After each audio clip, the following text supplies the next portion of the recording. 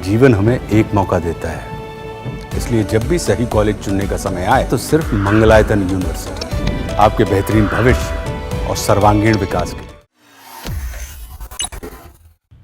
यकीन मानिए मेरे पीछे आप जो तस्वीरें देख रहे हैं ये अप्रैल का महीना है और अप्रैल के महीने में जहां कल तक खबरें आ रही थी कि दिल्ली में गर्मी रिकॉर्ड तोड़ चुकी है, पिछले 3 सालों में तापमान रिकॉर्ड नेक्स्ट लेवल हाई है। सुबह तक हम देख रहे थे चिलचिलाती गर्मी थी, मगर अभी का तापमान आप देखेंगे अभी शाम के लगभग 6 भी नहीं बजे और अंधेरा होने को इस वक्त मेरे पीछे की आप तस्वीरें देखेंगे, धूल भरी आंधी इस कदर चल रही है कि हम 20वें माले पर खड़े हैं इस वक्त और यहाँ पर खड़े रहना तक मुश्किल है।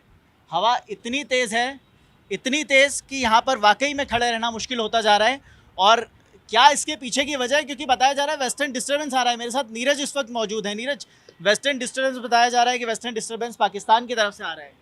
देखिए, वेस्टर्न डिस्टर्बेंस की वजह से है। 2 दिन पहले मौसम विभाग ने इस बात की पहले चेतावनी दे दी थी कि एक वेस्टर्न डिस्टर्बेंस जो पाकिस्तान से क्रिएट हुआ है वो धीरे धीरे भारत के कुछ इलाकों में प्रभावित करेगा। हम बिहार की बात की जाए तो बिहार पे भी वो असर डाल रहा है।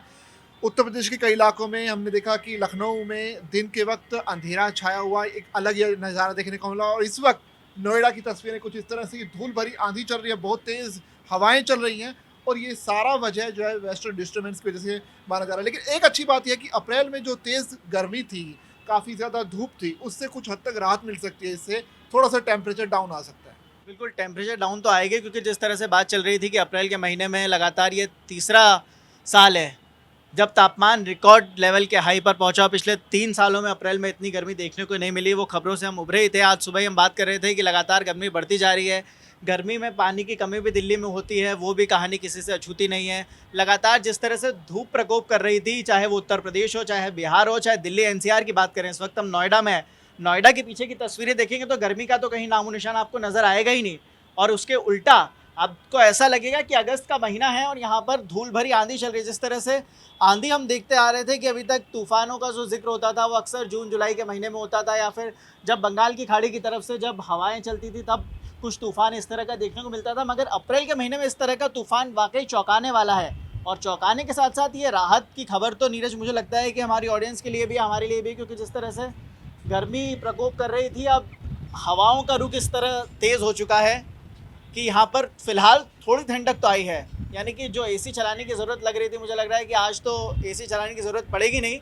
ऑडियंस हमारी क्या सोचती है, उन्होंने बाहर की ये तस्वीरें देखी कि नहीं देखी, हमें कमेंट में ज़रूर बताएं। और अगर 20वें माले से एक बार और मैं आपको दिखाऊं तो हवा का आप रुख देख सकते हैं, कितनी तेज़ हवा है। मेरे पीछे जो जाली लगी हुई है वो उड़ती नज़र आएगी आपको, मेरे कपड़े तक उड़ रहे हैं और यहाँ तक कि बाल भी उड़ते नज़र आ रहे हैं। अगर आप भी बाहर हैं तो आप बाहर कहाँ हैं, किस जगह पर हैं और आपने क्या महसूस किया इसको देखकर, वो हमें कमेंट में ज़रूर बताइएगा।